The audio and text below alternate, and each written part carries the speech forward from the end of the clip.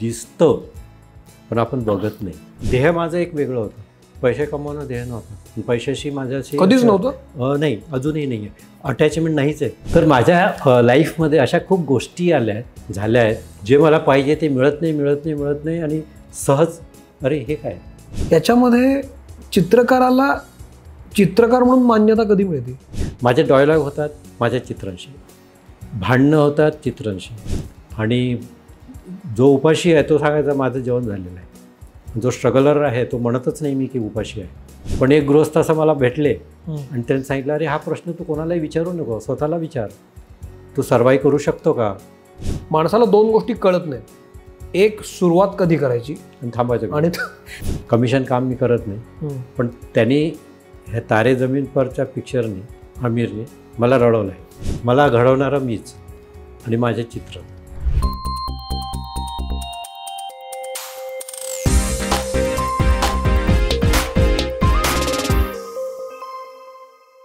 नमस्कार, मी सौमित्र बोटे. मित्रमणेमध्ये मी तुम्हा सगळ्यांचं स्वागत करतो.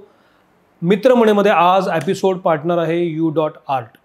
U.Art ही एक ऑनलाईन वेब पोर्टल आहे, गॅलरी आहे, आणि ते पोर्टल नव्या कलाकारांना व्यासपीठ मिळवून देतं, नव्या चित्रकारांना व्यासपीठ मिळवून देतं.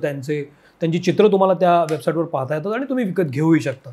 मुळात चित्रकारांना प्लॅटफॉर्म देण्यासाठी U.Art तयार झालेली आहे आणि ते पार्टनर म्हणून आपल्यासोबत आलेले आहेत. तर हे सांगण्यामागचं कारण असं की या निमित्तानं आज आपल्यासोबत पहिल्यांदाच एक चित्रकार आहेत, रवी मंडलिक सर. मी तुमचं स्वागत करतो.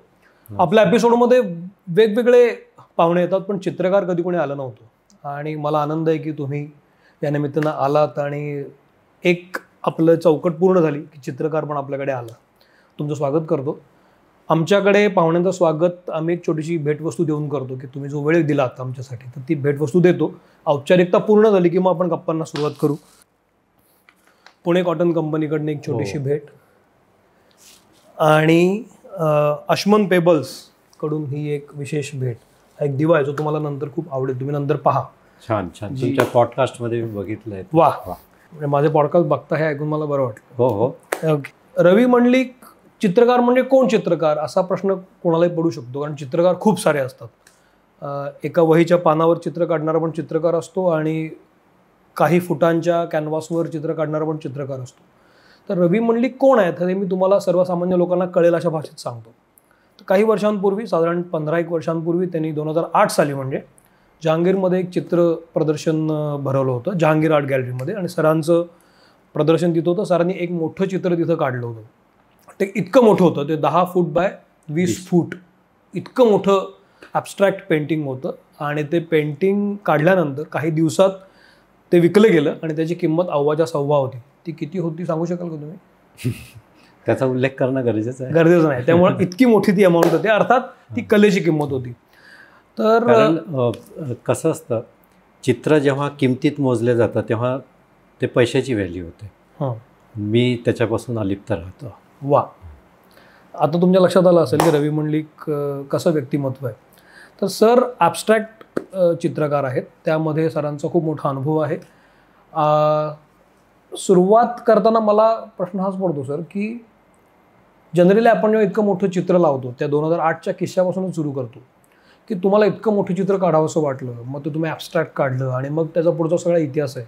तो किस्सा नेमका काय घडला होता सांगा ना. ते काढावंसं याच्यासाठी वाटलं की त्याच्या आधी मी 2006मध्ये तावमध्ये शो केला होता, आणि तो माझा टर्निंग पॉईंट होता.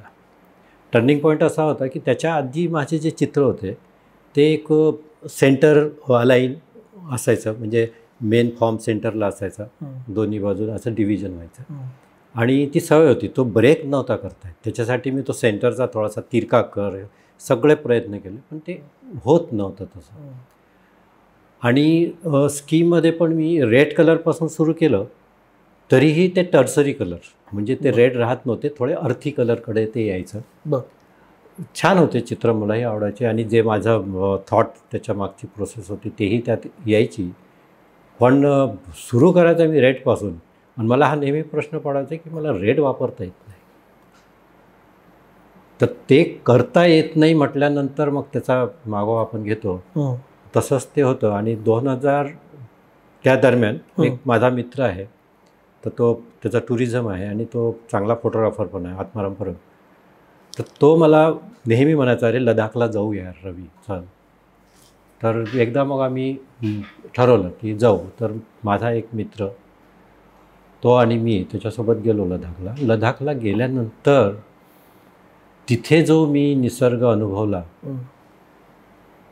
तो एक वेगळाच होता. म्हणजे लडाख त्यावेळी वेगळं होतं की ते असं होतं की तेव्हा बर्फ म्हणजे टोटली पांढरा लडाख होता.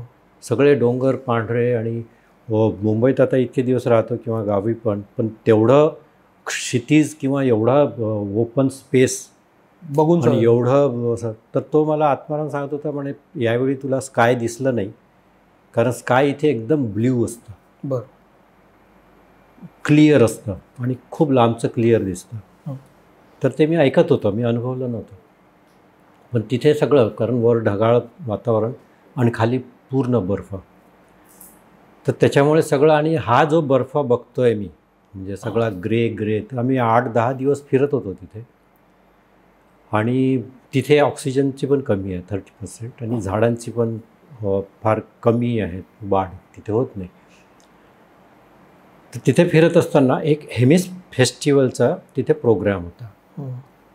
मग तो आमचा एक दिवस तिथे होता दिवसभर. तर आम्ही सकाळीच तिथे गेलो आणि तिथे गेल्यानंतर जे बुद्धिस्ट गुंफामध्ये त्याचे त्यांचे कॉस्च्यूम, मोठमोठे बुद्धाचे मास्क लावून त्यांचा एक टिपिकल डान्स, एक टिपिकल म्युझिक, आणि दिवसभर ते अनुभवत होतं. आणि त्यांचे जे कपडे होते, त्यांनी जे घातलेले कपडे, ऑर्नामेंट्स जे काय होतं, ते जवळजवळ 150 वर्षापूर्वीचे आहेत असं ते सांगत होते, पण ते ब्राईट कलरचे होते.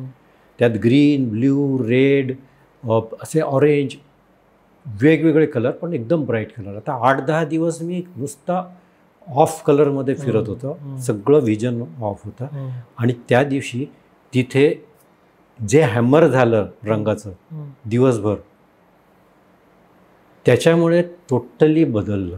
म्हणजे माइंडवर ते असं काही प्रेशरने असे हातोळीने ठोकल्यासारखे जे रंग असं डोक्यात बसले, तर ते आलं. म्हणजे त्या दरम्यान तिथे इंडियन टुरिस्ट 5% होते, बाकी सगळे बाहेरचे होते, परदेशी.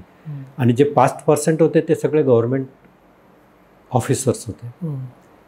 तर ते बघितल्यानंतर म्हटलं इंडियन टुरिझम इथे नाही आहे. म्हणजे ठीक आहे, तो विषय वेगळा. पण तिथून इकडे आल्यानंतर, स्टुडिओत आल्यानंतर, मी ते ब्राईट कलर ते यायचे.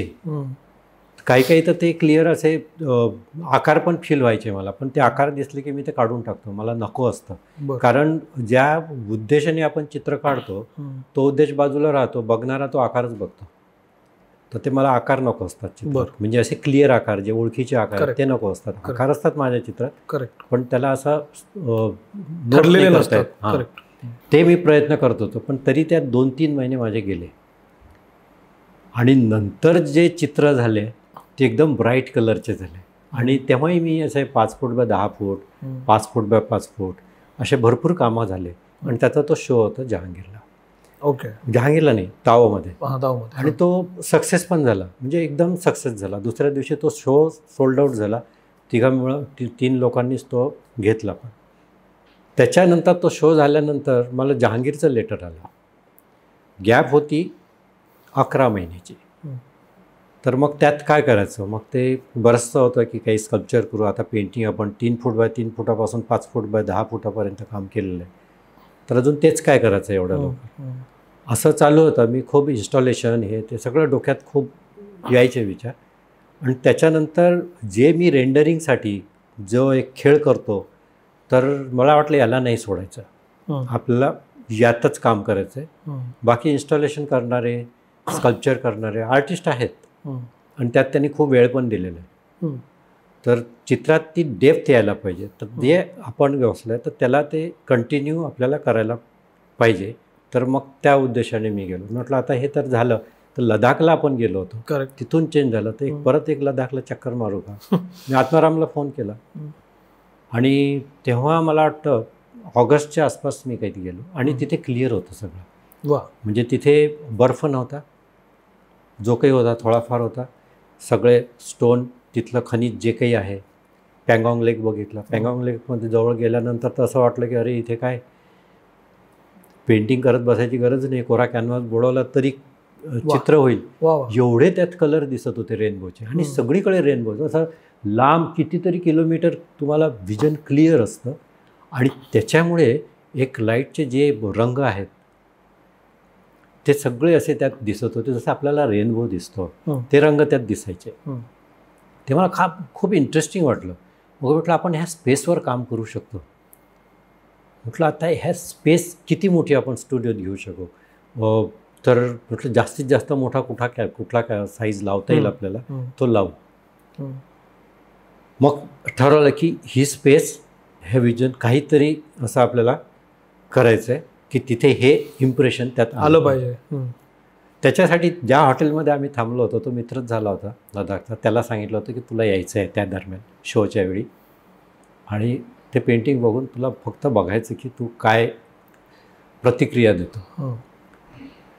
तर तो आला होता, त्याने हे तो हमारा लडाखी है, मुंबई में मुझे दिखा, असं तो बोलला ना, तेव्हा मी असं मला खूप छान वाटलं. हां, तर ती जी स्पेस होती, एक रेड कलर मी लावला होता एवढ्या मोठ्या कॅनव्हासवर, आणि रेड कलर खूप ब्राईट असतो, डोळ्यात भरून जाईल असं, पण तो माझा कूल होता.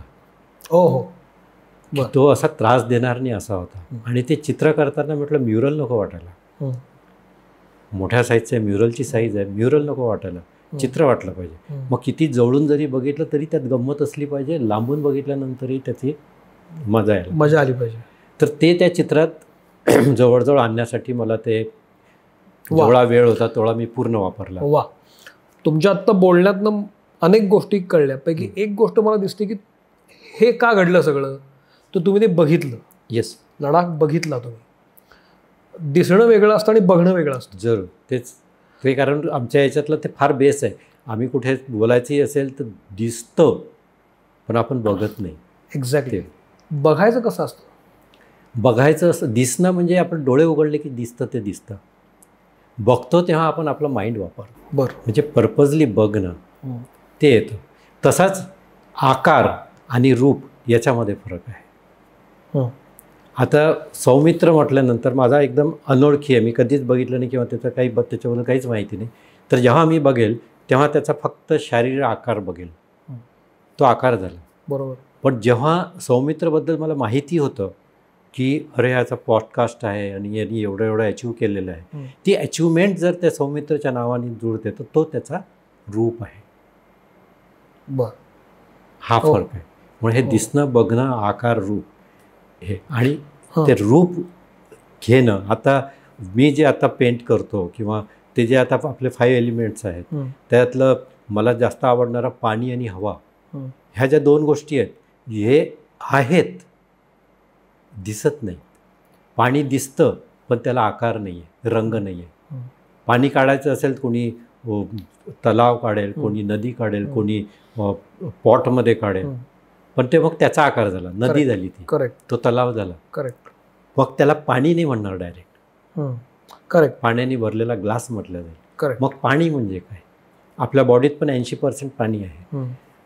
हवा आपण घेतो सोडतो, हवा नसेल तर आपण जगू शकणार नाही. हे एवढे इम्पॉर्टंट 2 एलिमेंट्स आहेत, एवढे गरजेचे आहेत, पण ते दिसत नाही, पण त्याचं रूप आहे.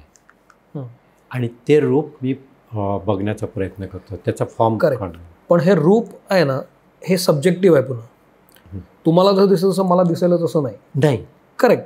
आकार कदाचित तो सगळ्यांना क्लिअर होतो, दिसतो. सौमित्र असाच दिसतो, तुम्ही ते उदाहरण दिलं. पण रूप हे पुन्हा त्याच्या आकलनावर असतं. येस, ती त्याचं व्यक्तिमत्व. रवी मंडलिक म्हणून तुम्हाला हे बाळकडू कसं मिळालं, की रूप बघायला कसं शिकलात तुम्ही? जेव्हा व्हिज्युअल आर्टमध्ये आलो, एकतर माझं बाळकडूच होतं.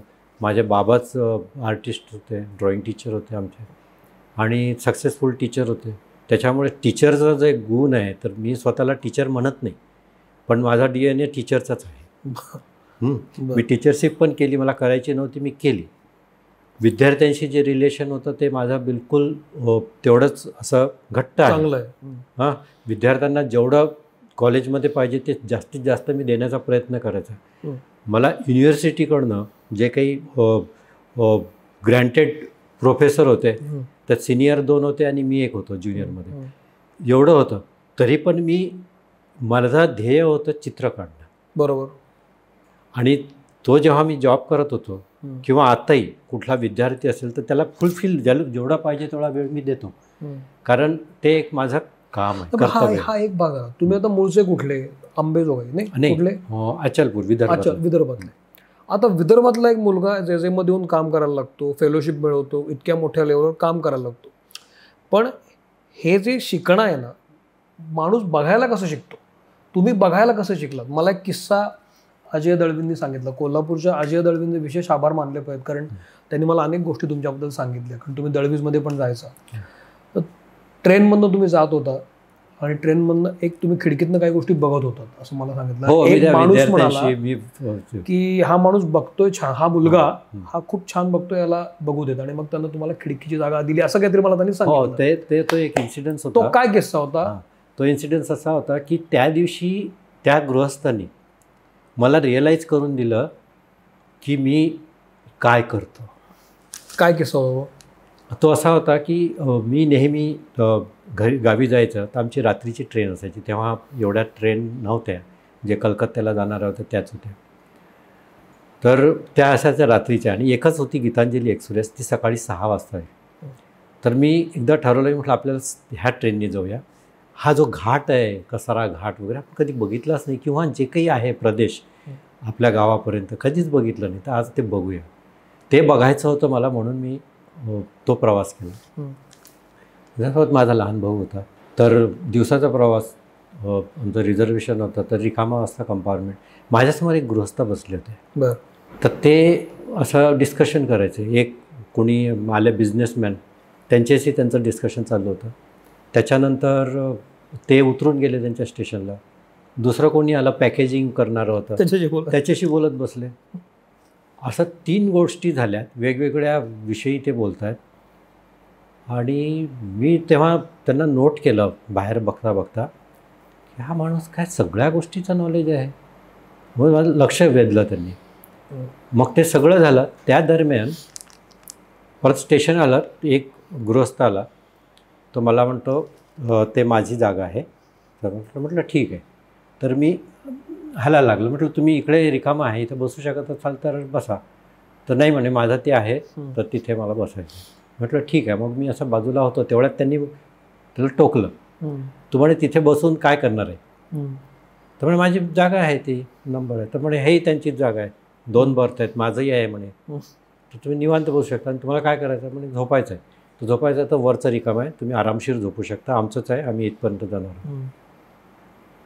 तर तो परत म्हणतो की नाही, ते मला जागा पाहिजे. तर म्हटलं जाऊ द्या. तर ते ग्रस्त त्याला म्हणतात की हा, याला मी बघतोय, हे कंटिन्यू खिडकीच्या बाहेर बघताय. आणि त्यांचं म्हणजे अशी पापणी लवत नाही, कंटिन्यू बघतायत, तर काहीतरी शोधतायत ते.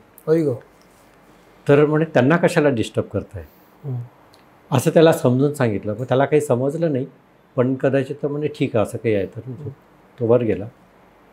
आणि मग मी म्हटलं त्यांना, तेव्हा मग आमच्या डॉलर, नाही तर मी काही कोणाशी बोलायचं. म्हटलं धन्यवाद. आणि तुम्ही म्हटलं मी आता बघतोय तुम्ही वेगवेगळ्या फील्डबद्दल व्यवस्थित बोलताय, तर तुम्ही काय करता? मग त्यांनी सांगितलं त्याचं, म्हणजे त्याचा अभ्यास चांगला होता. आणि मग ते माझ्या बाजूने आले. तर म्हणे मी बघतोय तुम्हाला, कंटिन्यू तुम्ही बाहेर बघताय. तर मग मी त्यांना हा किस्सा सांगितला. मी म्हटलं इकडे अचलपूरला राहतो, ते गृहस्थ अकोल्याचे होते, तर तसं बघत होतं. म्हणजे मग हे काय करता तुम्ही बघून? म्हटलं मी असं चित्र काढतो. तर कशा टाईपची चित्र काढता?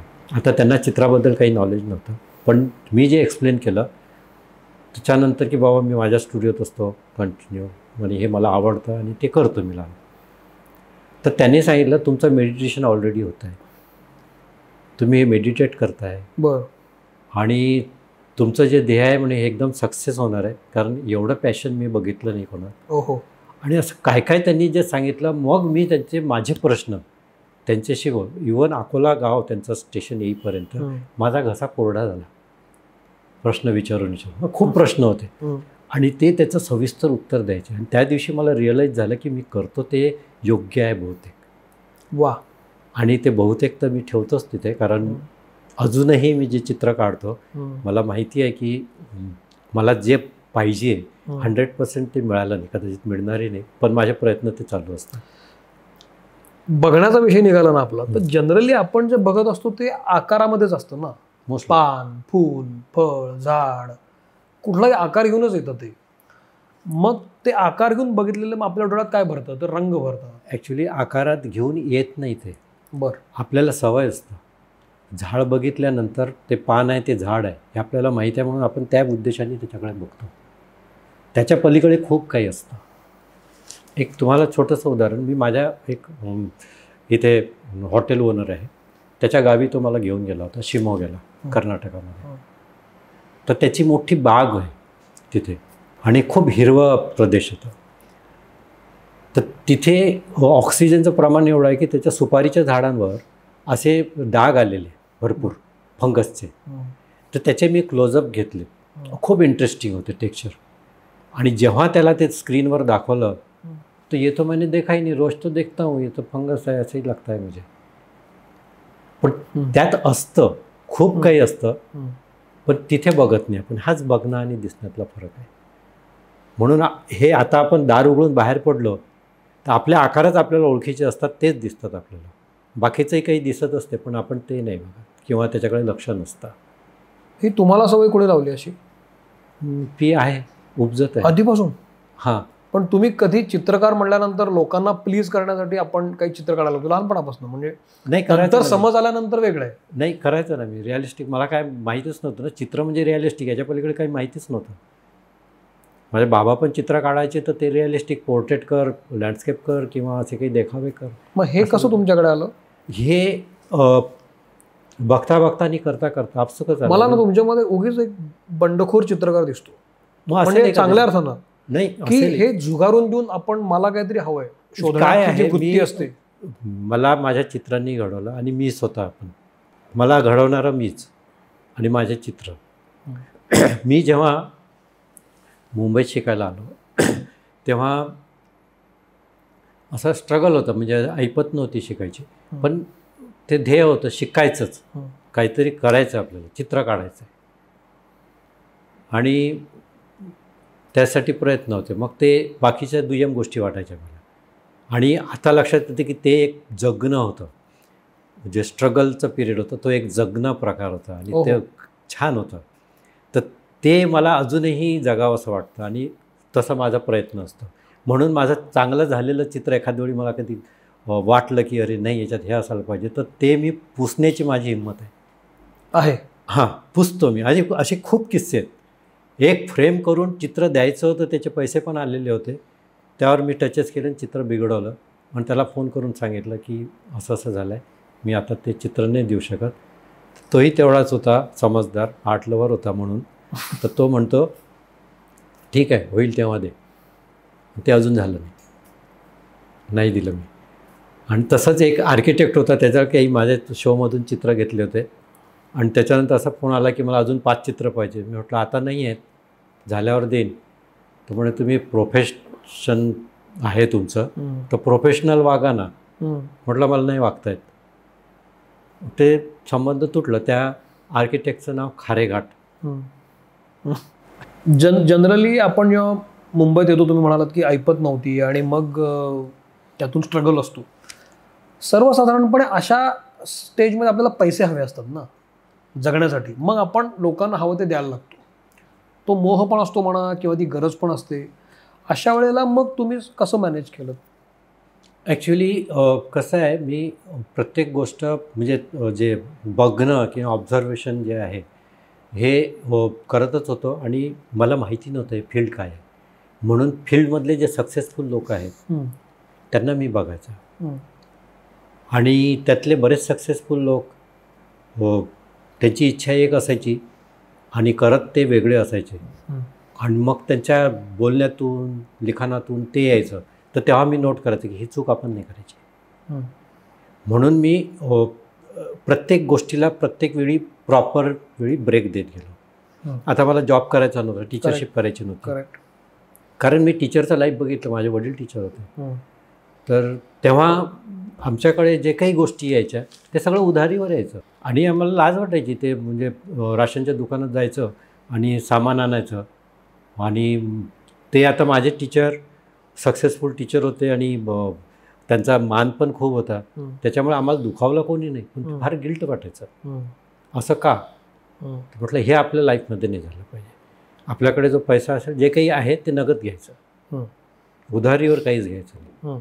आणि तो अजूनही माझं ते असं ठरलेलं असतं. इव्हन ॲडव्हान्स माझे पैसे दिलेले असतात, माझे फ्रेम मेकर असो किंवा काय असो, ॲडव्हान्समध्ये देऊन दिले, पण कोणाचे द्यायचे आहेत ते मला बॉदर होतं. तर असा तो एक सवय होती. ध्येय माझं एक वेगळं होतं, पैसे कमवणं ध्येय नव्हतं. पैशाशी माझ्याशी कधीच नव्हतं. नाही, अजूनही नाही आहे. अटॅचमेंट नाहीच आहे. माझ्या घरात कुलूप नसतं. तर तो जो एक प्रकार आहे, कारण ते नव्हतं ते अटॅचमेंट नाही. ज्याची अटॅचमेंट आहे त्यांनी पैशाच्या नादी पूर्ण फील्ड हे गेलं. करेक्ट. म्हातारपण आल्यानंतर मग ते त्यांना दुःख होतं की अरे मला हे करायचंच आहे. एक किस्सा सांगतो. मी मौज प्रकाशनाच्या ऑफिसमध्ये गेलो होतो. त्यांना प्रभाकर बर्वेंनी, चित्रकार प्रभाकर बर्वे, त्यांनी सजेस्ट केलं होतं नाव माझं. तर मला राम भागवतांचा फोन आला होता आणि तिथे मी गेलो. मी ओळखत नव्हतं कोण राम भागवत काय, फक्त नाव ऐकून होतं. मग मौजचे मॅगझिन बघितले, त्यात ते जे मुखपृष्ठ यायचं त्यांना पोर्ट्रेट हवा होता आणि माझं रिअलिस्टिक खूप चांगलं.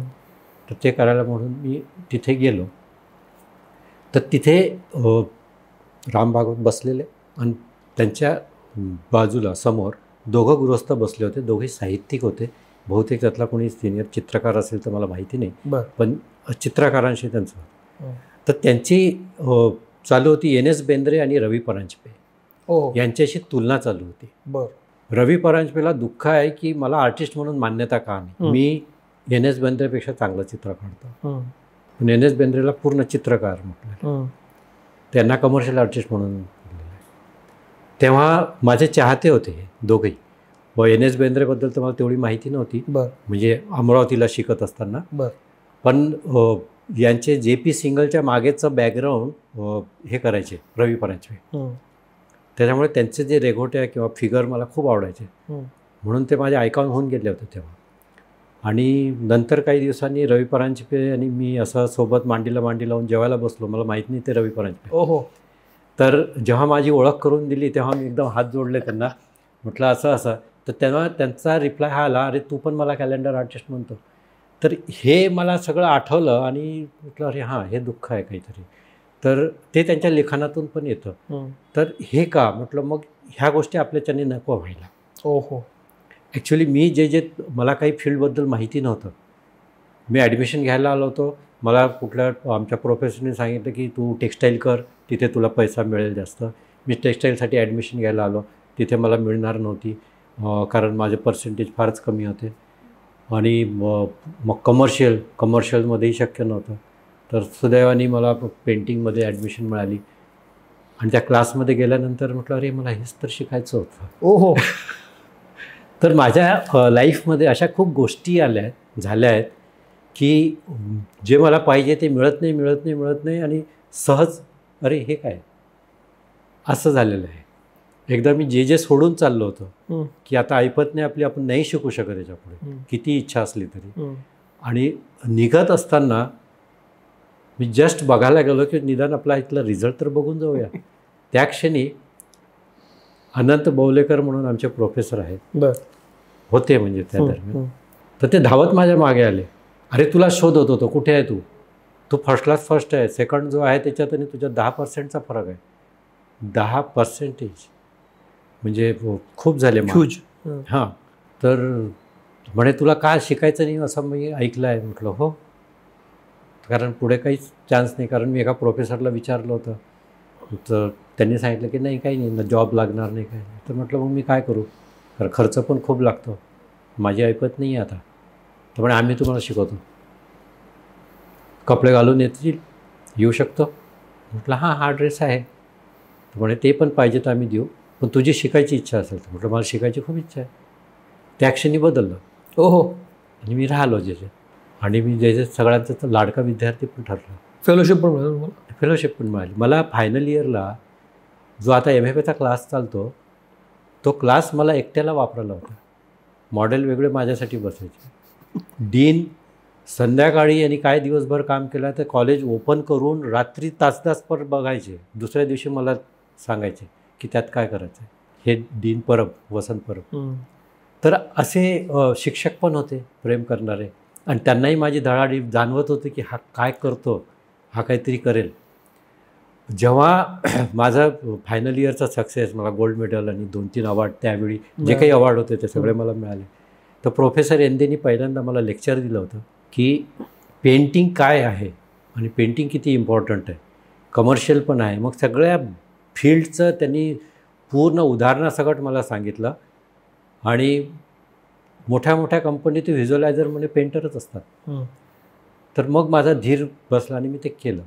तर जेव्हा फायनल इयरचा जेव्हा ते अवॉर्ड फंक्शन झालं, त्याच्यानंतर प्रोफेसर यांनी रिटायर झाले होते, पण ते एक्झिबिशन हॉलमध्ये ते जस्ट एक्झिबिशन बघत होते आणि मी तिथून क्रॉस झालो. त्यांनी मला बघितल्यानंतर जी मिठी मारली ती म्हणजे अजूनही किती छान. वा.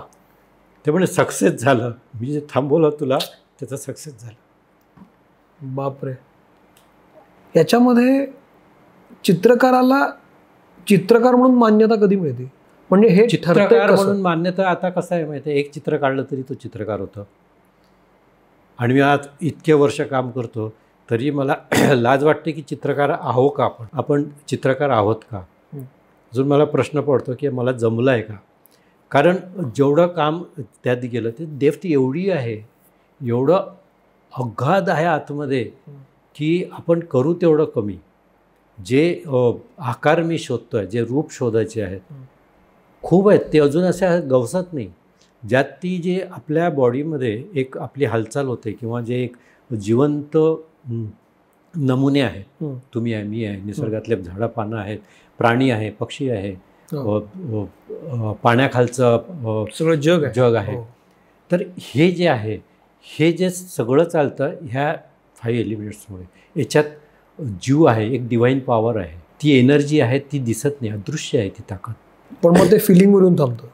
पण ते आहे ना, पण ह्या सगळ्या गोष्टी आहेत आपल्यात. हवा आहे, आपण नाक दाबल्यावर कळतं की हवा किती इम्पॉर्टंट आहे. हे जे आहे, मग हे कशामुळे आहे, ही एनर्जी काय आहे, ती किती अदृश्य, ज्यालाच आपण देव म्हणतो. देवाचा आकार असा, रामाचा आकार माणसाचा आकार नाहीच आहे. निर्गुण निराकार. एका चित्रकारांनी केलेला आकार आणि त्याला मानलंय. तुम्ही गणपतीची पूजा करता, गणपतीचं बसतात सगळे काय असतं ते प्लास्टर ऑफ पॅरिस असतं. तुम्ही जर बघितलं मटेरियल, श्रद्धाने जाता, श्रद्धा तुमची असते तिथे, तिथेच पूजा करता वगैरे वगैरे, त्या भावना त्याच्याशी जोडलेल्या असतात.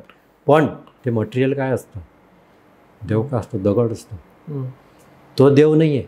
देव तुमच्यातली जी हालचाल आहे, तुमच्यातलं जो श्वासोच्छ्वास चालू आहे, तुमचे जे लंग हलतायत फिरतायत, ही जी एक एनर्जी आहे ज्याच्यामुळे ते होते, ती एनर्जी आहे डिवाईन पॉवर. मग ती चित्राशी कनेक्ट कशी होते, म्हणजे उदाहरण मला शोधायचे, होतं. आता हवा चित्रात, आता एक मला चौकटीत मला बांधून घ्यायला आवडत नाही. बरोबर. एक चौकोन जरी काढायचं असेल चित्रात तरी मी त्याच्या रेषा जोडत नाही, थोडंसं ओपन ठेवतो किंवा खालीवर करतो, कारण त्याचं ब्रिदिंग चालू पाहिजे. किती छान. वा वा. ते जोडलं की ते बंद होईल, डेड होईल. ह्या ज्या गोष्टी आहेत ह्या कळत असं करता येतं. आता ह्या स्पेसमध्येच मी असतो. आता तुम्ही बघता स्टुडिओची स्पेस, दिवस रात्र मी इथे असतो. घरी जातो एक चेंज म्हणून, आणि घरी सगळ्या गोष्टी असतात चेंज म्हणून, फ्रेश म्हणून इथेच येतो. अख्खा वेळ माझा स्टुडिओत जातो. माझे डायलॉग होतात माझ्या चित्रांशी, भांडणं होतात चित्रांशी, कधी आमची मारामारी होते तर कधी आमचं गंमत जमतं. तर इथं एकदम दोघांचं जुळून येतं तेव्हा चित्र असं सहज बाहेर पडतं. कधी कधी जमतच नाही.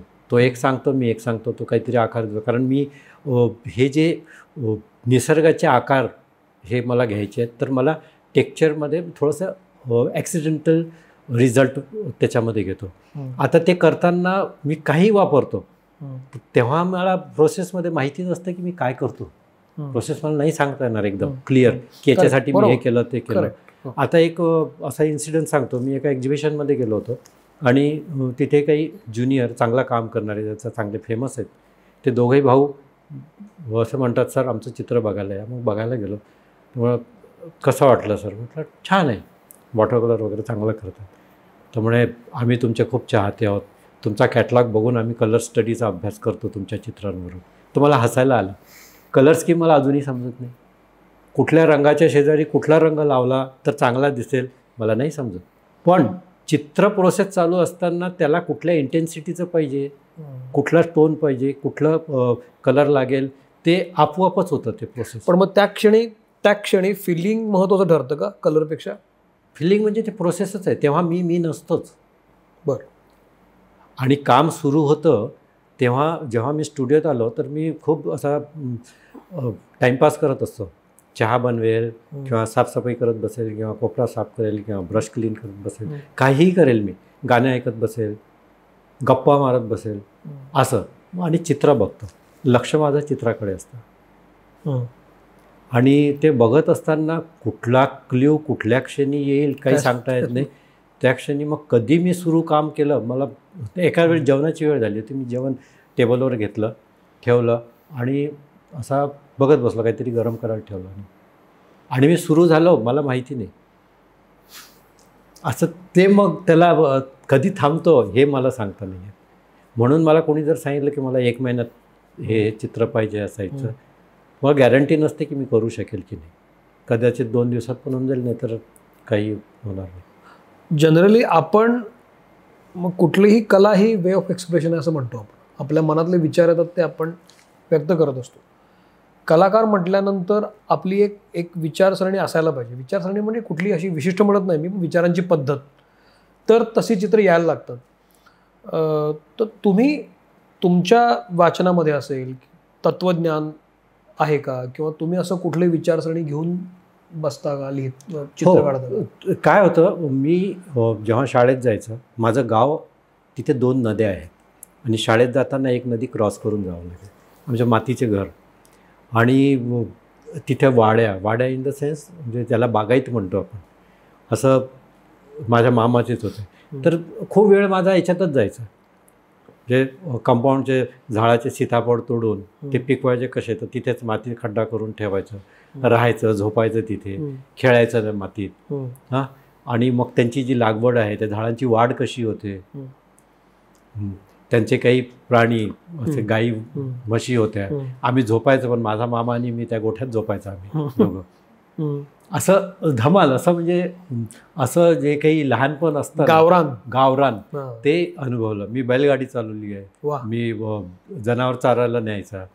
मी अजून म्हशी मोठ्या, मी खूप लहान असताना म्हणजे साधारणतः पहिल्या वर्गात जायचं पण नस, म्हणजे तेवढी ॲडमिशन बालवाडी असेल किंवा 2री 3री असेल कदाचित. तेवढ्यात मी 4 म्हशी चरायला बाहेर घेऊन जायचा. माझ्या हातात एक काठी असायची आणि त्या म्हशीला मी काठीने म्हटलं की चालायचं आता, तर चालायचं ते. पण आता तीच म्हैस असं जवळून गेली तर माझी हिंमत नाही होत हात लावायची. पण तेव्हा आता लक्षात येतं की मी नव्हतो नेत म्हशींना, म्हशी मला घेऊन जायच्या प्रेमाने. आणि तेवढाच ते नाही, कारण त्याच्या खाली आम्ही खेळायचं तर ते पाय असे फाकून असं असायचे, यांना काही इजा नको व्हायला. आता लक्षात येतं ते. तेव्हा आम्हाला असं वाटायचं की आपणच चेक ठेवला, उलट असायचं ते, उलट असायचं. तर हे असे गमती आणि जे काही राहिलो आहे मी त्या निसर्गाच्या सान्निध्यात. आणि माझा एक मित्र होता श्रीकांत डहाके, आता तो नाही आहे. त्याच्या बाबतीत पण असं झालं. त्याला तो साहित्यकार होणार होता, त्याची इच्छा ती होती. पण त्याला जबरदस्ती इंजिनिअरिंगला पाठवलं आणि त्याचं लाईफ स्पॉईल झालं आणि मग त्याने आयुष्यात काहीच केलं नाही. आणि तो आणि मी आम्ही गप्पा करायचा. मी आकारात बोलायचं आणि तो शब्दावर बोलायचा. आम्ही एक लायब्ररी होती गावची, छोटीशी होती, 2-3 कपाट होते. ते एका उन्हाळ्यात आम्ही संपवले होते वाचून. मग आम्ही गप्पा ह्याच असायच्या आमच्या. अरे कुठली कविता बघितली किंवा ललित लेखन बघितलं तर आकाश, जमीन, पाणी याच्या पलीकडे काही नसतंच. हेच येतं, कारण आम्ही जे वाचायचं तेवढंच लिमिटेशन त्या असायच्या. आणि ते होतं मग हेच आहे जे काही आहे ते. आणि पक्ष्यांशी खेळायचं, माझ्या घरी पण काही पाळीव प्राणी होते त्यांच्याशी खेळायचं. तर हे जे अटॅचमेंट होती ती राहिली. मुंबईत आल्यानंतर मी अस्वस्थ व्हायचं, गुदमरायचं. स्वाभाविक आहे. हां, पण फील्डमध्ये काही करायचं आहे तर मुंबईतच राहायला पाहिजे. तर मग मी सुट्टी असली की मग गावाकडे जाणार. मी गावी जरी गेलो तरी चिखलदऱ्याला झोपायला जायचा. आणि तिथेच जंगलात भटकायचा पहाटे उठून. त्या एक आदिवासी. तुमच्या या सगळ्या जडणघडणीमध्ये हा फार महत्वाचा घटक आहे. हो. जो तुम्ही आता मला सांगितलात. पण मी पुन्हा आकारांबद्दल तुम्ही बोलत होतात, तुम्ही भाऊ तुमचा मित्र आणि तुम्ही आकार आणि शब्दांमध्ये बोलत, त्याच्यावरनं मला आत्ता एकदम सुचला प्रश्न तो असा की चित्रकाराच्या केसमध्ये ना 2 प्रकारचे चित्रकार असतात ढोबळ अर्थानं. एक आकारांमध्ये रमणारे आणि एक ॲबस्ट्रॅक्ट काढणार, त्याला काही आकार नसतो. चित्रकार म्हणून छाप मिळण्यासाठी किंवा शाबासकी मिळण्यासाठी किंवा एक मान्यता मिळण्यासाठी ॲबस्ट्रॅक्टमध्ये जास्त काम करणं गरजेचं असतं का? नाही. किंवा या सगळ्या स्तरांमध्ये आहे. उदाहरणार्थ सिनेमामध्ये एखादी ॲक्ट्रेस तोपर्यंत नटीच असते जोपर्यंत ती पॅरलल सिनेमामध्ये दिसत नाही, मग ती ॲक्ट्रेस होते. चित्रकारमध्ये जोपर्यंत मी प्राणी पक्षी लँडस्केप काढतो तोपर्यंत मी साधा चित्रकार असतो, पण मी असं काहीतरी वेगळं चित्र काढायला लागलो की अरे मग हा मोठा चित्रकार होतो. अशी सोसायटीमध्ये एक ती छबी आहे, समज आहे. पण तो गैरसमज आहे. तसं नाही आहे. खूप मोठे मोठे चित्रकार आहेत की जे फिगरेटिव्ह करतात, खूप मोठे मोठे चित्रकार आहेत की ॲबस्ट्रॅक्ट. हे फक्त गैरसमज आहे तो. आणि ॲबस्ट्रॅक्ट आणि रिअलिस्टिक याच्यामध्ये काहीही फरक नाही आहे. तेही चित्र हेही चित्र, फक्त त्याच्यामध्ये आकार येतात जे ओळखीचे आहेत. यातही आकार असतात ते ओळखीचे नसतात, म्हणून इथे बघणाऱ्याला असं थोडंसं गोंधळल्यासारखा होतं, भांबवतो की काय पकडू याच्यातलं. तरी शोधतो तो, अरे याच्यात हा डोळा दिसतो किंवा इथे हे दिसतं, त्यात ते शोधतो. तर हा फरक आहे. आणि जेव्हा एक व्हिज्युअल शिकवलं जातं तर त्याच्यामध्ये सगळ्यात एक तर हे दृश्यकला आहे. दृश्यकला आहे म्हणजे डोळ्याशी, ह्या इंद्रियाशी ते रिलेटेड आहे आणि तेच शिकवलं जातं, दिसणं बघणं. तर मग आत्ता दिसतं का आपल्याला, जे आपलं आहे समोर हे वस्तू ठेवली आहे दिसते का, ती आहे प्रकाशामुळे. म्हणजे हे जे व्हिज्युअल आर्ट आहे ते प्रकाशाशी अतिशय रिलेटेड आहे. प्रकाश नसेल तर अंधार असेल किंवा 100% प्रकाश असेल तरी आपण बघू शकणार नाही. बरोबर. तर त्या दोन्ही गोष्टी गरजेच्या आहेत. आणि ह्या दोन्ही गोष्टी प्रत्येक फील्डमध्ये आहे. आमच्या लाईफमध्ये पण जे जीव आहेत तिथं निगेटिव्ह पॉझिटिव्ह ह्या गोष्टी आल्या, स्त्री पुरुष आलं, तसंच प्रकाश छायाभेद आहे. त्याच्यामुळे तुम्हाला सरफेस, त्याचा पोत, ह्या सगळ्या गोष्टी कळतात, त्याची जाणीव होते. रंग काय आहे, रंगाची जाणीव काय होतं, तर रंग हा पण प्रकाशच आहे, पण त्याच्यावर ते प्रॉपर रेज रिफ्लेक्ट करतं. रेड रंग वेगळ्या पद्धतीने रिफ्लेक्ट करेल, ब्ल्यू रंग वेगळ्या पद्धतीने रिफ्लेक्ट करेल. त्याच्यामुळे आपल्याला त्या संवेदना होतात की हा रेड आहे. करेक्ट आहे. पण कधी तुम्ही बोलता मगाशी बोलत की रंगाशी चित्राशी भांडता, पण तुम्ही तुमचा डायलॉग होतो. आत्ता रंगांबद्दल आपण बोलतो की रंग काहीतरी सांगत असतात, रंग बोलत असतात, प्रत्येक गोष्ट बोलते, पोत बोलतो. रंग हिरवा असेल, जांभळा असेल, निळा असेल, केशरी, वेगवेगळे जे रंग आहेत हे काय तुमच्याशी कसं बोलतो? आपल्या बॉडीत रक्त आहे, पाणी आहे, त्याचं रंग आहे लाल. बरोबर. ते थोडंसं डेंजर म्हटलं की लाल रंग येतो, शुभ म्हटलं की लाल रंग येतो. आता याच्यामध्ये पण टोन वेगळे फरतं. तर हे कळतं आपल्याला, ते न कळत येतं. शुभ म्हटलं तर लालला शुभच म्हटलं जाईल, त्याला घाबरणार नाही तो. पण रक्ताचा रंग दिसला की तो एकदम घाबरून जाणार. तर हे सहज लहानपणापासून ते बघत असल्यामुळे त्याबरोबर त्या जाणीवा तयार आहेत. करेक्ट. बरोबर. पण बाकीच्या नाहीत. तर त्या का नाही, तर त्याच्याकडे आपल्याकडे म्हणजे मोस्टली तेवढं व्हिज्युअल आर्टबद्दल अवेअरनेस नाही आहे. त्याच्यामुळे ते आहे. आणि आपल्याकडं जे अवतीभोवती बघतो त्यातही एक तिची एक डिझाईन कन्सेप्ट म्हणा किंवा एक व्हिज्युअल जे चांगले असले पाहिजे. आता आपल्याकडे आर्किटेक्चरमध्ये म्हणा किंवा पेंटिंगचं एक्झिबिशन किंवा अशा गॅलरीज अशा जास्त नाही आहेत. जे आहेत मुंबईत काही आहेत, गावाकडे ते नाही आहे, बघायला नाही मिळत. तिकडे बघायला काय मिळतं की देवाचे चित्र, किंवा आकारासारखा आकार काढता येतो याला, किंवा कुठल्या चित्राची कॉपी करता येतो याला, त्याला चित्रकार म्हणतात किंवा म्हटलं जातं, एवढंच. त्याच्या पलीकडे ते जाऊ नाही शकत ना. मी पण तसाच होतो. मी इथे आल्यानंतर मला कळत नव्हतं ते. आता over the period of time फरक पडलाय,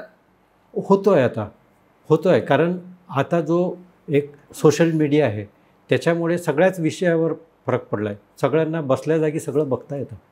आता एखाद्या गावचा, आता आर्ट कॉलेजेस पण गावाकडे खूप झाले, तर तो एखादा विद्यार्थी त्याला जर काही बघायचं असेल वेगवेगळ्या पेंटरचे काम, तर त्याला रिझल्ट मिळतात बघायला. जरी ओरिजिनल त्याला बघायला नाही मिळत तरी त्याला बघायला मिळतं, त्याच्याबद्दल वाचायला मिळतं. त्या सगळ्या गोष्टी आहेत. त्याच्यामुळे एक विजन वाढत चाललंय. आपल्याकडे व्हिज्युअल आर्ट बद्दल अवेअरनेस का नाही आहे? का नाही आता ते म्हणता येत नाही. पण तुम्ही इतकी खूप वर्ष काम करताय, तुम्ही मुलांशी पण कदाचित ते आपल्याकडे ज्या सगळ्याच गोष्टी ऐतिहासिक ज्या गोष्टी घडत आलेल्या आहेत किंवा जे आक्रमण म्हणा किंवा जे त्याच्यामुळे पण असू शकतो. युरोपात ते नाही. युरोप हे माहेरघर आहे व्हिज्युअल आर्टचं. तिथे कोणालाही आर्ट अवेअरनेसबद्दल लेक्चर द्यायची गरज नाही किंवा शिकवायची गरज नाही किंवा त्याचे संस्कार करण्याची गरज नाही आहे. तिथे लहान मुलांनाही असं ते घेऊन जातात. तो कुठल्याही फील्डमध्ये जाऊ, त्याच्याशी त्यांचा काही घेणं देणं नसतं. पण तिथे प्रत्येक गोष्ट तुम्ही रस्त्याने जात असाल तरीही ती अशी छान वाटते. छान वाटते म्हणजे काय की ती प्रॉपर असतं, त्याचे व्हिज्युअल्स प्रॉपर असतात. आपल्याकडे तसं नसतं. आपल्याकडे कुठे काही ठेवलेलं असतं. इव्हन आपण कोणाच्या घरात गेलं तरी तसं जाणवतं. फक्त गरजेच्या गोष्टी तेवढ्या तो लावतो, पण तेवढा तो सेन्स नसतो साईजचं. आता पण हळूहळू तो अवेअरनेस येतोय.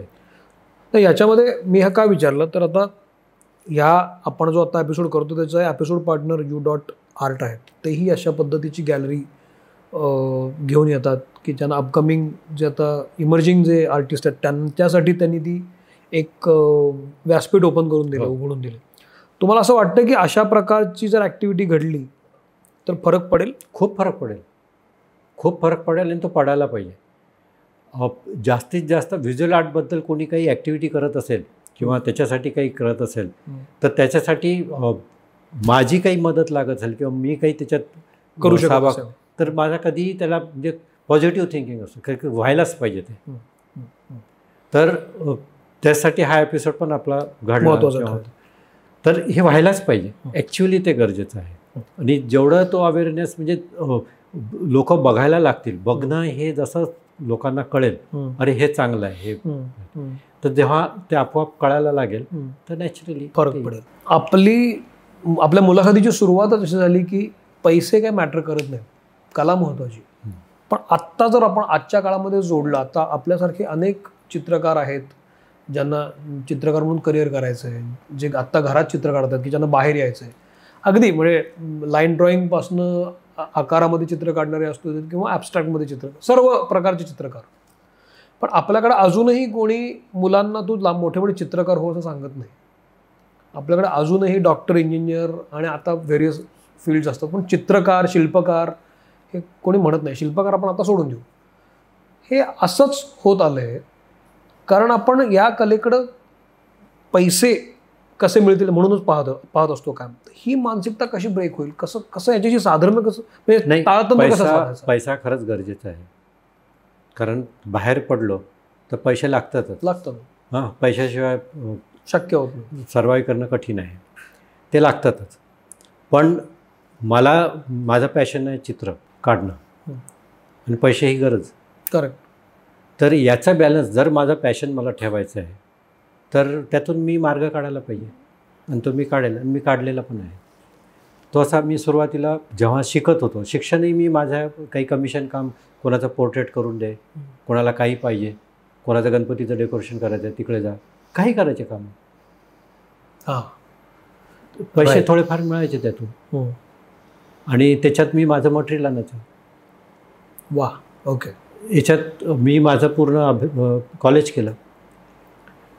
तसंच नंतर पण पाहिजे तुम्हाला इच्छा नसून जे मी लेक्चरर म्हणून लागलो तर तो पगार यायचा. तो पगार जो यायचा ते मी माझे जे काही माझ्यासारखे जे विद्यार्थी होते की ज्यांची दशा होती की त्यांना त्यांच्या मटेरियल त्यांना काय पाहिजे ते, माझा पगार माझ्याजवळ राहायचंच नाही. मी आर्ट मटेरियलमधला जो सप्लायर होता त्याला सांगून ठेवलं होतं हा मुलगा यांना काही मटेरियल लागत असेल तर द्यायचं, माझ्या अकाउंटमध्ये पैसे टाकायचे, जे काही आहे त्याच्यात मी पे करेल. तर ते तसं करायचं मी. इवन कोणी मुलगा उपाशी असेल, मला एकट्याला जेवायला कधीच जमलं नाही. मी बॅचलर असताना तेव्हा एकटाच होतो. तर मला कोणीतरी सोबत लागायचं. तर मी क्लासमध्ये माझ्या फिरायचं, कुणी आहे का रे, कोणाचं जेवण व्हायचं, अंदाज घ्यायचा. आणि जो उपाशी आहे तो सांगायचा माझं जेवण झालेलं आहे. जो स्ट्रगलर आहे तो म्हणतच नाही मी की उपाशी आहे. आणि जो म्हणेल तो चालू पोरगा. तर मग दुसरा मुलगा सर वो उसने खाना नहीं खाया. मग त्याला म्हणायचं की तू माझ्यासोबत ये जरासं, मला काम आहे. मग त्याला घेऊन हॉटेलमध्ये जायचं, मग आम्ही दोघं जेवायचं. हे असं असायचं. तर तेव्हा माझ्या परीनं मला जे काही मदत करते तेव्हाची वेळ वेगळी आणि हां तेव्हाची वेळ आताही तशी आहे. पण ते तसे विद्यार्थी अजूनही आहेत. पण ते करत असताना मग माझे काही कामं पण चालू असायचे. मी कमिशन काम करायचं, इथे माझा जॉब पण होता. आणि जॉब करून मग मला माझे एक्सपेरिमेंट पण करायचे असायचे. याच्यासाठी आदळापट जे काही करायचं मी, हे माझे खूप असायचे. म्हणजे कोणी वेळात म्हणायचं मला, एवढं असायचं. मी झोपताना सगळे रंग, सगळे वेगवेगळ्या पटले. मला माहिती नव्हतं की मी काय वापरणार पुढे.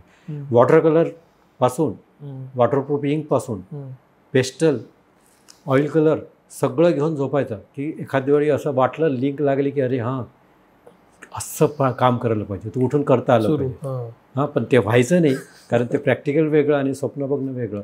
असं खूपदा व्हायचं. पण ते मी जवळ ठेवायचं. पैसे आले तर पहिल्यांदा मटेरियल आणून ठेवून द्यायचं, भरून ठेवायचं. आताही माझं भरलेलं असतं. तर मला अजूनही माहीत नसतं. म्हणजे आताही हो, जरी वाटत असं की याचे चित्र विकतात, रेग्युलर नाही विकत. कधीतरी विकतं, कधी 2-2, 3-3 वर्षाची गॅप जाते, चित्र विकत नाही. पण मी बॉदर नसतो, माझे चित्र चालूच असतात. आणि मी जेव्हा करतो तेव्हा ते पूर्ण होतेच असं नाही, माझे प्रोसेसच चालू असते. त्यामुळे मग आजच्या काळातले जे चित्रकार आहेत, जे उभरते आहेत म्हणा, नवोदित चित्रकार आहेत, नवीन नवीन, त्यांना तुम्ही काय सांगाल, त्यांनी ते स्टेट ऑफ माइंड कसं ठेवलं पाहिजे? काही नाही, पॅशन आहे ते करत राहावं. आणि त्याच्यासाठी जे काही असे त्याच्याशी रिलेटेड, आता एक हॉस्टेलचा माझा किस्सा सांगतो. आम्ही हॉस्टेलला 2 मित्र, तोही आमच्याच कॉलेजमध्ये, तो मला सिनियर होता. आणि मी कसं आहे, म्हणजे सुट्टीत असेल, हॉस्टेलमध्ये असेल तर काही पोर्ट्रेट करतो आहे, काही कमिशन काम करतो आहे. तर तो आता त्याला प्रोफेसर सांगायचे, अरे चित्र कमवायचं तर काही पॉलिश पण, बोट पॉलिश करता येतं, पण चित्र म्हणजे जे पाहिजे मला तेच करायचं. आणि त्याचं तेच डोक्यात, अरे काय हे कमिशन कामं कशाला करायचे, यांनी हात खराब होतो वगैरे वगैरे. पण मी चित्रकलाच करतो आहे, जरी ते माझं चित्र नाही तरी सर्वाईव्ह करण्यासाठी मी ते करतो आहे. आणि ते मी करत राहिलो. आता तोच मित्र, तोही आर्टिस्ट आहे, मीही आर्टिस्ट आहे, तो आता कमिशन कामं करतो पूर्ण, आणि मी आता पूर्ण वेळ चित्रकार आहे. हा फरक आहे. मी त्यावेळी गरजेपुरता, म्हणजे एक ध्येय लक्ष जर तुमचं पक्क असेल तर बरोबर त्या बाकीच्या गोष्टी गळून पडतात. मी म्हणताना मग बोललो ना की मी स्वतःला घडवलं, तर मी माझ्या ब्रँचेस मीच कट करत गेलो. जेचा जॉब 10 वर्ष झाल्या मी सोडलं. त्याच्या आधीच सोडायचं होतं मला, पण कोणालाही विचारलं, अरे कशाला सोडतो असं व्हायचं. पण एक गृहस्थ असं मला भेटले आणि त्यांनी सांगितलं, अरे हा प्रश्न तू कोणालाही विचारू नको, स्वतःला विचार, तू सर्वाईव्ह करू शकतो का? म्हटलं हे बरोबर आहे, अरे हे तर कधी विचारच नाही आला डोक्यात. मग मी स्मिताला विचारलं घरी जाऊन त्या दिवशी. म्हटलं स्मिता, तेव्हा माझं लग्न झालेलं होतं, म्हटलं स्मिता असं असं आहे, उपाशी मरू देणार नाही, रिअलिस्टिक करतो मी, वेळ पडली तर तेही करीन, पैसे ते येतील, म्हणजे सोड. दुसऱ्या दिवशी मी रिजिग्नेशन. एवढं क्विक झालं ते, कारण मला कळत नव्हतं की कधी सोडायचं. हां, फक्त बोलायचं मी आणि सोडलं. आणि त्या दिवसपासून मी करतो आहे चित्र. जेव्हा गरजेचं आहे तेवढं मिळत गेलं. मला कधी काही असं वाटलं. 2 प्रश्न मला याच्यात पडतात, फार महत्त्वाचं आणि अतिशय महत्त्वाचं बोललात तुम्ही. एक, माणसाला 2 गोष्टी कळत नाहीत. एक, सुरुवात कधी करायची आणि थांबायचं कधी. या 2 गोष्टी, या 2 टोकांकडे तुम्ही कसे बघता? आसक्ती नावाची गोष्ट आहे एक, ती जर तुम्ही ठेवली नाही ना तर मग तुम्हाला सुरुवात कधी करायची आणि थांबायचं कधी आपोआप कळतं. पैसा मिळायला लागला मग सुखसोयी होतात. अरे माझ्याकडे ही गाडी आहे तर थोडंसं अजून घेऊ शकतो, मी मर्सिडीज घेऊ शकतो. माझ्या बाबतीतही असं झालं आहे. मी कमिशन काम करायचं, चॅलेंजिंग कामं करायचं खूप, की जे कोणी करणार नाही असे कामं मी करायचं. त्याच्यावर सर्च करून त्याला काहीतरी वेगळा रिझल्ट द्यायचा. तर त्याच्यामुळे तर एका गॅलरीतून यायचं मला ते काम. आणि जेव्हा मी डिक्लेअर केलं की आता कमिशन करणार नाही, कारण तोही एक असाच इन्सिडेंट झाला माझा. 88ला मी फार मोठं कमिशन काम केलं. कमिशन काम म्हणजे काय सांगा? कमिशन म्हणजे कोणाचा ऑर्डर, आणि ते करतो. मी काम केलं होतं 6 फूट बाय 26 फुटाचं, order 6 Chowk 24, okay 24 6 foot by 24 फुटाचं. असे सरदार घोडे घेऊन पळतायत, धूळ उडते, असं काहीतरी होतं ते. आणि ते फक्त 15 दिवसात करायचं होतं. त्याच्या आधी मी घोडाचा अभ्यास कधीच केला नव्हता. तर घोड्याचा अभ्यास करण्यापासून तर त्यासाठी मी माझा विद्यार्थी, माझ्या ते लोखंडी ट्रंक होती, त्यावर त्याला बसवायचा. 2 फुटाची स्टील रुलर होती, ती त्याला पकडायला लावायचा. पॅलेट होती अशी, ते ढाल म्हणून, आणि त्याला म्हणायचं की आता तू कापायचा समोरच्याला, असं करू नये. तर मी त्याचे फटकन असे रेगोट्या असं स्केच करायचं, आणि ते झालं माझं. आणि त्याच्यावरून मी ते मोठं पेंटिंग केलं. 15 दिवसात त्याच्याकडे नेऊन द्यायचं होतं. ते नेऊन दिलं. पण ते डोळे बंद केले तरी घोड्यांचं किंचाळणं, घोड्यांची ते धूळ उडवणं, हे असंच भरायचं डोक्यात. आणि त्याच्यानंतर माझा शो आला, तर मी काही काम करायला गेलो तर ते घोड्याचा पॅचच वाटायचा. हे मला खूप त्रासदायक झालं. मग इरिटेट झालं. एक रोल आणला, लावला कॅनव्हास, तो काढून टाकला, ते घोडेच दिसायचे मला. मग शेवटी खूप विसरण्याचा प्रयत्न केला आणि ठरवलं, म्हटलं आता याच्यापुढे कमिशन कामच नाही करायचं. जेव्हा ते ठरवलं तेव्हा जॉब चालू होता माझा जेजेतलं, पण कमिशन काम मी बंद केलं. जेव्हा त्या गॅलरीवाल्याला सांगितलं, म्हटलं आता मी याच्यापुढे करणार नाही. त्यांनी मला सांगितलं, तू म्हणे आता एवढंच चांगलं काम करतो, आता 2-4 वर्षात तुझ्याकडे तुझं घर होईल मुंबईत, तुझ्या गाडी बिडी सगळं असेल, सेटल होशील तू. म्हटलं मला तसं सेटल होण्यात काही अर्थ नाही. म्हणजे जर पेंटिंग करशील तर 10 वर्षही तुझे जातील. पेंटर होऊच शकशील की नाही याची काही गॅरंटी नाही म्हणे. तुला ते गवसेलच की नाही. म्हटलं गवसेल तर गवसेल, नाही गवसेल तर नाही गवसलं. मी प्रयत्न तर करीन. प्रयत्न नाही केला तर मला येईल कसं? याच्यातून मला फक्त पैसा मिळेल. पैसा कमावण्याला मी आलोच नाही आहे. मी आलो आहे चांगलं चित्र काढायचं. मला तुम्हाला तो मोह कधीच झाला नाही ना. माझा बायको आणि पोरगं इथेच बसला विचारा. आणि गंमत म्हणजे बायको पण तशीच आहे आणि पोरगंही तसं आहे. पण मग याच्यामध्ये तुम्ही तुमच्या टर्मवर जेव्हा चित्र काढायला लागलात की मला हवं तर तुम्ही काढणार आणि त्याला उत्तम किंमत यायला लागली, तो क्षण काय होता? की आता वाटलं की हे सांगतो. 2006चा शोचा मागा उल्लेख झाला ना, त्याच्या आधी जे चित्र असे माझे 5x10 वगैरे साईज मी केली होती, त्याच्या आधी माझे काही रेट होते जे काय होते ते ऐपतीप्रमाणे. तो शो करायचं ठरलं. तिने शोचे काम बघितलं. मग आमची मीटिंग झाली. मीटिंगला गेलो तर मी एक डमी केला होता कॅटलॉगचा. म्हटलं असा छापू आपण. तर मी तिच्या हातात म्हटलं हे असा जर कॅटलॉग, कारण ते पूर्ण खर्च गॅलरी करत असते, त्यांना दिला. रवी ये बाजू में रखो, ती कल्पना शहा ये बाजू रखो. आणि तिने तिच्या जवळचा कॅटलॉग आणला. म्हणे ये हमको इस टाईप. म्हणजे एवढं याला किती खर्च येणार, तेवढं पैसे तर निघाले पाहिजे शोमधून. ते त्याचा विचार नाही करायचा. शो करतोय असं पाहिजे. ती खूप पॉझिटिव्ह लेडी आहे, ती आर्टिस्ट आहे. पण तिने जो मला एक पाठबळ दिलं, कॉन्फिडन्स दिला, म्हटलं पाठबळ दिलं. आणि त्याच्यानंतर जो माझा रिसर्चला की जे चित्र विकायचं आहे, कोणाला घेऊन जायचं आहे, फार मेहनत असते. ते प्रॉपर नेणं आणणं, मग त्याला दाखवणं, मग तो काहीतरी सांगणार, मग त्याच्यातले काही घेणार, बाकीचे आणणं. तर हे जे आहे ना, हे मला ते असं जमायचं नाही. तर ते तावोनी जेव्हा सुरू केलं तर ते मी फ्री झालो त्याच्यातून. मग फक्त स्टुडिओत बसून काम करत राहायचं आणि झालं चित्र की तावोला जायचं, ते विकायचं. आता मला खूप आर्टिस्ट म्हणतात, इव्हन तावोचे पण जे काही आर्टिस्ट आहेत, माझ्या एवढा तावोला चिटकून कोणी राहिलेलं नाही. मला कोणी विचारत नाही असंही कोणाचा समज असतो, पण ते माझं मला माहिती आहे. पण इथे क्लिअर आहे, आमचं ट्युनिंग जमलेलं आहे. पैशाचा खेळ होत नाही तिथे, किंवा काही उलटं सुलटं काही होत नाही. जे ती पाठवते ते येतं, जे चित्र, कारण ती माझ्याशी घोळ करत नाही किंवा मी नाही. एक माझा चेन्नईला शो होता, तिथे गेल्यानंतर आमचं पूर्ण बोलणं झालं होतं की असं असं हे रेट आहेत, अशा पद्धतीनं ते एकदा झाल्यानंतर जेव्हा चित्र तिच्याकडे पोहोचले, त्यानंतर मीटिंग झाली, तर तिने वेगळंच काहीतरी सांगितलं. म्हटलं हे असं नाही चालणार, माझे चित्र जसे पॅक आहेत तसेचे तसे रिप्लाय करून दे, मी पैसे पेड करीन. तर आधी क्लिअर झालं होतं. तर म्हणे नाही आता ह्या किमती तिथे कोणी घेणार नाही. म्हटलं याला काही अर्थ नाही. तुम्ही ते चित्र जसेचे तसे मागून घेतले. म्हटलं मला करायचंच नाही शो आता. म्हणजे हे जे आहे ना, चित्राच्या किमतीचं आणि चित्राचं मी रिलेशन नाही ठेवत. मग तुम्ही किंमत करताना काय ठरवता? ते गॅलरी ठरवते. पण आपण एखादी गोष्ट क्रिएट करतो तेव्हा आपल्याला याचं मूल्य माहीत असतं ना, किंमत सोडून द्या, पण व्हॅल्यू माहीत असते. मी जे मेहनत घेतो आणि जसं ते किंमत वाढली तर मला असं वाटतं की अरे आपण जास्त पैसे घेतो, नाही आपल्याला अजून सर्च करायला पाहिजे. पण आता उलटं झालं तर हां उलट म्हणत असेल ना की अरे इतकं सुंदर चित्र आहे, एवढीच किंमत आहे असं. हां, विकतही नाही ना ते, असं होतं. मग ही किंमत ठरवायची कशी? हे बघ, चित्रकार ठरवतो, चित्रकारच ठरवतो. गॅलरी चित्र जो आता गॅलरीशी रिलेटेड आहे तो गॅलरी. पण तुम्हाला कळते ना तुमची गरजेपुरता जे काही आहे तेवढं तुम्ही लावणार ना. हो. आज जर मी 6 महिने एका चित्राला देतोय, करेक्ट, तर निदान 6 महिन्याचं माझं ब्रेड बटर तर आलं पाहिजे. करेक्ट.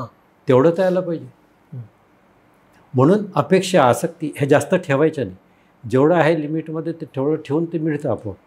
आणि गंमत आहे, मला वाटतं तुमच्या पॉडकास्टमध्ये पण मी ऐकलं आहे ते, त्या मताचा मी आहे. पॅशन आणि प्रोफेशन जर तुमचं एक झालं असेल तर मग तर जगण्याचा अर्थ मजा काय असते, वेगळीच असते. तीच आपण एन्जॉय करायची. लाईफ आहे काय, आज आहोत आपण, पुढच्या क्षणी नसणार, उद्या पण नाही म्हणताय, पुढचा क्षण नाही आपल्या हातात. आणि सगळ्यात इम्पॉर्टंट आहे टाईम. जर तो टाईम तुम्ही वापरला आणि तो चांगल्या पद्धतीने वापरला आणि तो जर असा वापरला आणि काय पाहिजे, आधी काय पाहिजे. वा, म्हणजे हे मी तिथे येतो की सुरू कधी करायचं, थांबवायचं कधी. सोपं आहे ते, थांबवायचं कधी. आता मग चित्र, आता हे चित्र माझं पूर्ण झालं आहे म्हणून मी सांगितलं फोन करून, पण तो जो पोर्शन आहे तो पोर्शन त्या दिवशी खूप धोधो पाऊस सुरू होता. मी ॲक्रेलिक रंग लावले, सोडले त्यावर, सुकत नव्हते. पण सकाळी झोपेतून उठून बघितलं तर सुकलेले ते रंग ते सगळे इकडचे तिकडे गेलेले, तर तो सगळा पोर्शन बिघडलेला आहे. तर त्याच्यामुळे ते चित्र थोडंसं हे झालं, म्हणजे पूर्ण झालं नाही ते अजून, मग असं काम वाढतं, असं असतं. आजकालचे जे कलाकार आहेत, म्हणजे जे चित्रकार आहेत, यूथ म्हणतो मी, त्यांचा प्लस पॉईंट काय सांगाल आणि त्यांचा आजचा मायनस पॉईंट काय सांगाल? प्लस त्यांनी काय गोष्टी चांगल्या आहेत आणि काय गोष्टी टाळल्या पाहिजे? खूप चांगलं काम करणारे आहेत, नवीन जे आर्टिस्ट आहेत, नवीन जे पोरं आहेत, खूप चांगलं काम करणार आहेत. आणि त्याचं कारण म्हणजे सोशल मीडिया. त्यांना सगळं बघायला मिळतं. प्रत्येक कंट्रीमध्ये काय, जगात काय चाललेलं आहे हे त्यांना त्यांच्या मोबाईलमध्ये, हातात, मुठीत आहे, बघायला मिळतं. लायब्ररीच्या लायब्ररी ओपन आहेत, बघायला मिळतं. तर याचा त्यांना फायदा होतो. इंटरॅक्ट करू शकतात काही आर्टिस्टसोबत, कुठल्याही आर्टिस्टसोबत सहज, त्याचा त्यांना फायदा होतो. टॅलेंट आहे, फक्त भीती असते आपल्या समाजाची, आपल्या सर्वांची, की कसं करू. घरात जबाबदाऱ्या असतात, आई वडील सांगतात एक चित्र नाही काढायचे, तो लपून काढतो, असं पण असतं. पण जर आता एकदा अशाच एक अवेअरनेससाठी मला एक माझ्या लडाखच्या टूरमध्ये एक गृहस्थ होते गोखले म्हणून, ते मला घेऊन गेले होते की तुम्ही येणार का, आमच्या तिथे एक संस्था आहे त्याच्यात. तर तेव्हा सगळे विद्यार्थी, पालक, मुलं पालक असे आलेले. तर म्हटलं विद्यार्थ्यांचं पक्कं असतं काय करायचं ते बॉर्न असतात, ते प्युअर असतात. करेक्ट. आम्ही बिघडवतो त्यांना, सगळा दोष येतो इथं पालकांचा. आपण लादतो त्यांच्यावर आणि आपल्या अपेक्षा असतात की तू काय करायचं. पण तो काय, तुमचाच मुलगा असेल, मुलगी असेल, तो जो वाढतोय त्याची आवड निवड तुमच्या लक्षात यायला पाहिजे. तुम्ही त्या दृष्टीने त्याच्याकडे बघायला पाहिजे आणि त्याला तसा सोर्स उपलब्ध करून द्यायला पाहिजे. झालं. आज ज्या फील्डमध्ये जाईल त्या फील्ड, मी त्यांना म्हटलं अरे तुम्हाला जर काय व्हायचं आहे, पॅरेंट्सचं ऐकू नका. तुम्हाला जर पक्का चोर व्हायचं असेल, चोर व्हा, बिंदास व्हा, मी आहे मग तुमच्या पाठीशी. पण एका अटीवर, आयुष्यभर पकडता गेलं पाहिजे. बरोबर. तर सक्सेसफुल 1 नंबरवर जायचं असेल, तुमची ताकद असेल, हिंमत असेल तर करा ते, सक्सेसफुल. पुन्हा पॅशन हाच मुद्दा आला ना. पॅशन मुद्दा म्हणजे तुमची आवड. प्रत्येक हे आपली बॉडी जी काय आहे ते केमिकल आहे, एक डिव्हाइन पॉवर असलेलं केमिकल आहे. ते रसायन काहीतरी त्याचं जगणं आहे, त्याच्या पद्धती, त्याचे ते तुम्ही जन्म दिल्यानंतर तो टोटली वेगळा आहे. त्याचे डोळे आहेत, नाक आहे, त्याचं सगळं इंडिव्हिज्युअल आहे. आउटलेट इनलेट सगळं इंडिव्हिज्युअल आहे. खरी गोष्ट आहे. मग त्याला जगू द्या ना. त्याचे विचार असतील ना काही, तोही त्यालाही मेंदू दिलेला आहे. जसा तुमचा आहे पाव किलो तसाही त्याचा पाव किलो. अनेकांना माहीत नसेल, पण आत्ता मला लक्षात आलं, आपण खूप वेगळ्या विषयावर बोलतो, पण सरांचे बॉलिवूड कनेक्शन्स पण आहेत. आणि सरांनी धोबीघाट सिनेमासाठी पण पेंटिंग केलं होतं. ते मला आवर्जून सांगायचं होतं, पण आपला विषय इतका बदलत गेला की ते सांगायचं राहिलं माझं. तर मला फक्त तो एक किस्सा सांगा ना, की तिथपर्यंत कसे पोहोचलात तुम्ही, त्या चित्राचा किस्सा, आणि मग आपण थांबूया. ओके. तो असा झाला सहज, मी इथं स्टुडिओत जसं रेग्युलर काम करतो तसं, आणि तेव्हा मी इथेच राहत होतो कांदिवलीला, 10 मिनिटावरच माझं घर आहे. तर असं काम करून झालं माझं, आणि मग मी माझा मोबाईल सायलेंटवर असतो. तर मी बसलो आणि जस्ट रिलॅक्स होऊन मोबाईल हातात घेतला, त्यात आपल्या अविनाशचा फोन आलेला होता. अविनाश गोवारीकर आमच्या मित्रमंडळामध्ये येऊन गेलेले. हो, बघितलं मी. तर म्हटलं हा काय, तर गॅलरीत वगैरे आम्ही भेटायचा. त्याला फोन केला तर तो म्हणतो, अरे रवी, असं आमिर खानला एक पिक्चर काढायचं आहे, त्यात आर्टिस्टचं काम आहे आणि त्याला काहीतरी मदत हवी आहे. मला वाटलं तो गंमत करतोय, कारण आताच तारे जमीन पर येऊन गेला, तेच होतं, एका कन्सेप्टवर तर काम करणार नाही. म्हटलं असं कसं, तर आताच तो येऊन गेला. नाही म्हणे, अजून तर किरण रावचा आहे मूवी, काहीतरी वेगळा आहे म्हणे. काय ते म्हटलं ठीक आहे, तू करशील का काम. म्हटलं हे बघ, कमिशन काम मी करत नाही, पण त्यांनी ह्या तारे जमीन परच्या पिक्चरनी आमिरने मला रडवलं आहे, कारण त्या दरम्यान माझा मुलगा तिकडे होता पन्हाळ्याला बोर्डिंग स्कूलमध्ये. तर म्हटलं ते एकदम अटॅच झालेलं आहे, तर म्हटलं त्यासाठी करीन मी. आणि म्हणे तुला आता फोन येईल, फोन जवळ ठेव. म्हटलं ठीक आहे. त्याच्याशी बोलून झाल्यानंतर लगेच आमिरचा फोन आला. मग कधी भेटायचं वगैरे. म्हटलं उद्या परवा तुम्ही मला कधी सांगा. तर नाही म्हणे आज. म्हटलं आता 10 वाजले रात्री. हां. म्हटलं आत्ता जस्ट मी काम थांबवलं, मला इथून आवरून घरी जायला, मग जेवणही झालेलं नाही. म्हटलं तर नाही म्हणे, हो तुम्ही रात्री किती उशीर झाला तर चालतं, आमचं रात्रीचं शूटिंग चालतं, दिवसा नाही. तर म्हटलं रात्री किती वेळ चालेल तर मग मी येतो, मला काही नाही प्रॉब्लेम. म्हणजे ठीक आहे. आणि मग आमचं ठरलं. त्यांनी गाडी पाठवली, 12च्या दरम्यान तिची गाडी आली. तेवढ्यात मी जेवण वगैरे तयार होतो. आणि गंमत म्हणजे घरी गेल्यानंतर म्हटलं स्मिता, मी आज आमिर खानचा फोन आला, त्याला भेटायला जायचं आहे. तर तिला ते खरं नाही वाटलं. ती म्हणते, हे बघ, आमिर नसेल, अजून कोणीतरी असेल, तुला उल्लू बनवत असेल. बायकांना तर नवरे उल्लूच वाटतात. टाकलं नाही आजची. तर म्हटलं ठीक आहे, आमिरच होता. हा, तर तिला स्टोरी सांगितली. म्हणे अच्छा. मग मी गेलो, तरी ते सांभाळून, ती जोपर्यंत मी घरी येत नाही तोपर्यंत जागी होती. हां, मी गेलो, आमची भेट झाली, आणि तिथे मग तर सगळं ठरला. त्यांनी मला थोडक्यात स्क्रिप्ट सांगितली. म्हटलं आम्ही इथं तर ॲबस्ट्रॅक्ट चालणार नाही तुम्हाला, मी ॲबस्ट्रॅक्टच करतो. तुम्हाला हे थोडंसं फिगर वगैरे याच्यात येतील, काही आकार आहेत त्याच्यामध्ये, तर त्याच्यासाठी पाहिजे तुम्हाला मी एक आर्टिस्ट. नाही म्हणे, मी तुमचा कॅटलॉग बघितला आणि ते मला खूप इंटरेस्टिंग वाटलं, जे काही आहे ते मला ते पाहिजे. तर मग तिथून आले. मग किरण आली. मग किरणने काही समजून सांगितलं. तेव्हा पहिल्यांदाच किरणला पण मी भेटलो. आणि त्या दिवशी मग आम्ही बरोबर साधारणतः 3-1 वाजेपर्यंत तिथे होतो. त्यांनी स्क्रिप्ट बरंचसं सांगितलं, त्याचे डॉक्युमेंटेशन पण केलं त्यांनी त्या दिवशीचे. तर त्याचा सेट बघितला त्यांनी, ते बऱ्याचशा स्टोरी, खूप विचारांची देवाणघेवाण, असं काही धमाल झाली. मग त्या कामाला सुरू केली. सुरू केल्यानंतर मग मला लक्षात आलं की यात काहीतरी पाहिजे. म्हणजे जो तुम्ही बघितला आहे धोबीघाट, त्यात जे हिरोईन आहे ती रिअलमध्ये ती मेलेली असते, आत्महत्या केलेली असते. तर म्हटलं हिचा फेस पाहिजे. तर मग ती ॲक्ट्रेस जी आहे तर तिचा मग मी बघितलं, काही त्यांचे झालेले फुटेज बघितले, शूट झालेले. आणि ते बघितल्यानंतर मग लक्षात आलं की हे जे आता मी करणार, मग माझे रंग आणि मग प्रोसिजर, मग त्यात काय खेळ करता येईल. त्या दरम्यान त्याला विचारलं की हे साधारणतः जिथं जिथं तुमचे हे चित्र दिसणार ते साधारणतः किती सेकंदाचे वेळ आहे, तर त्याप्रमाणे ते चित्र व्हायला पाहिजे. मग असं ते गमती समती झाल्या. त्याच्यानंतर आमच्या भेटी होत गेल्या. त्याच्यानंतर धमाल होतं. तो मग मराठी पण शिकत होता काही त्याच्यासाठी. तर त्याच्यासाठी मग आमच्या मराठीत मेसेज मस्ती तसं. तर ह्या प्रोसेसमध्ये किंवा शूटिंगच्या वेळी मी गेलो, ह्याच्यात मला तो एक जो मीडिया आहे तो वेगळा आहे.